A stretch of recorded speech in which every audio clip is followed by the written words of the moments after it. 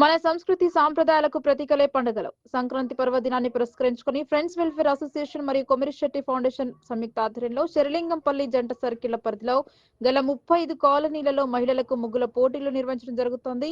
ప్రతి కాలనీలో పోటీలలో గెలుపొందిన వారికి ప్రథమ, ద్వితీయ, తృతీయ మరియు 5 ప్రోత్సాహక బహుమతులు అందజేయడం జరుగుతుంది.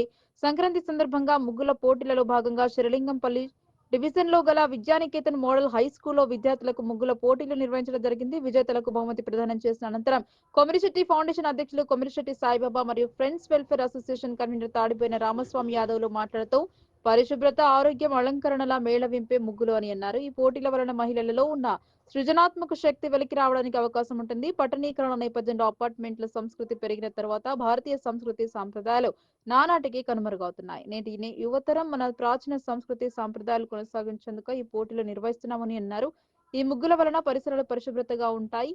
గోమయంతో కళ్ళాపీజల్లి బియ్యపు పిండితో ముగ్గులు వేయడం వలన బియ్యపు పిండి తినడానికి చీమలు చేరతాయి. ఆ విధంగా చీమలు, క్రిమి కీటకాలు ఇంటిలోకి రాకుండా అడ్డుకుంటాయి. ఈ ముగ్గులు వేసే ప్రక్రియలో మహిళలు అనేక శరీర భంగిమలలో పనిచేయవలసి ఉంటుంది. ఈ వ్యాయామ ప్రక్రియ వలన మహిళలలో అనేక గర్భకోశ వ్యాధులు రాకుండా ఉండేందుకు అవకాశం ఉందని వైద్యులు తెలిపారు. కావున ప్రతి మహిళ కూడా ప్రత్యేకించి ఈ ధనుర్మాసం మొత్తం నెల రోజులు అత్యంత ఉత్సాహంగా వేకువజామున లేచి ముగ్గులు వేయడం ప్రారంభిస్తారు అని అన్నారు.